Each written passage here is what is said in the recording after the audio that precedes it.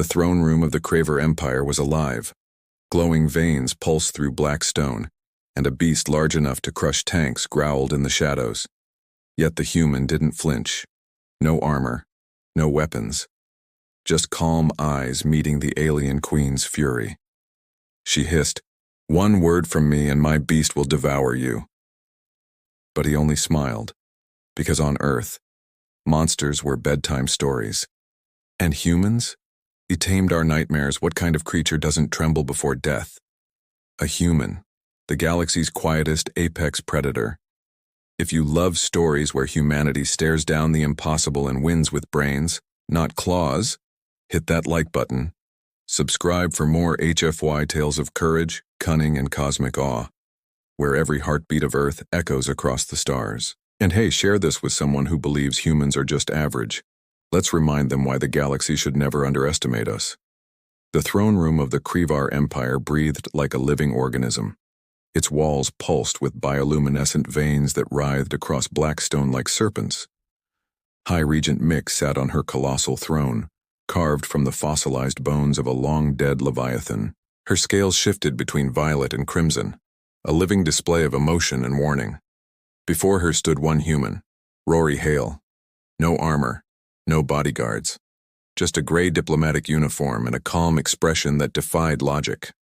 Around him, Krevar guards clicked their mandibles, ready to tear him apart if their queen commanded it. "You stand accused of espionage against the Krevar Dominion," Mick hissed, her voice echoing through the chamber like thunder wrapped in silk.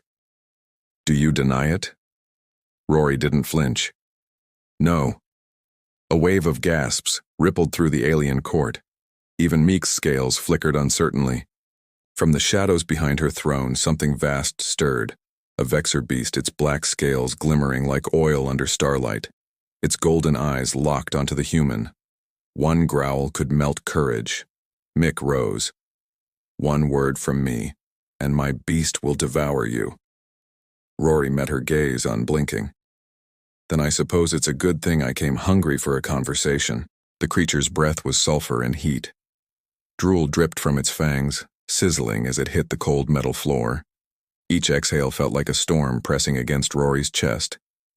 Yet, he didn't move, didn't blink, didn't fear. High Regent Mick tilted her head, 4 golden eyes narrowing. "Do you understand what stands before you, human? That thing has devoured armored soldiers alive. Whole teams of Valkorians have screamed as it tore them apart. And you," her voice cracked, rising in fury, "you stand there as if death itself is beneath you." The guards hissed. The beast's tail lashed, carving grooves into the floor. Still, the human's calm never broke. Finally, Meek screamed, "Why aren't you trembling?" Her words thundered through the hall, echoed by the beast's growl.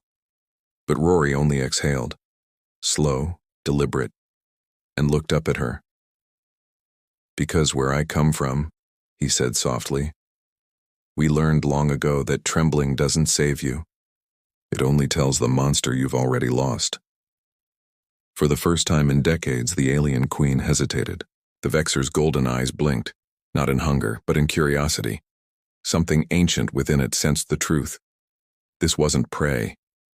Rory lifted a single hand, slow, deliberate, and placed it on the Vexer's snout.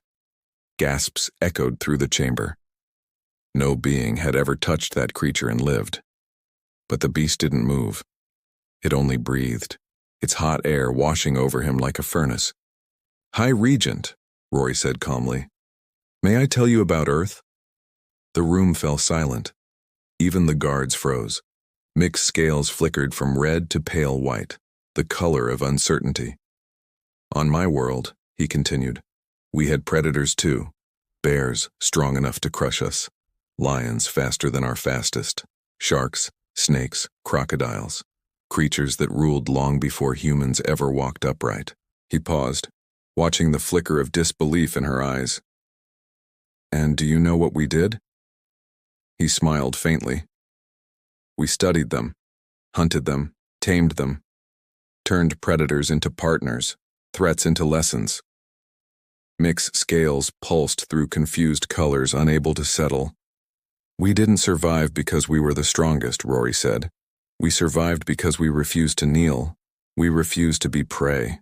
The chamber seemed smaller now, as if every alien in the room had forgotten to breathe.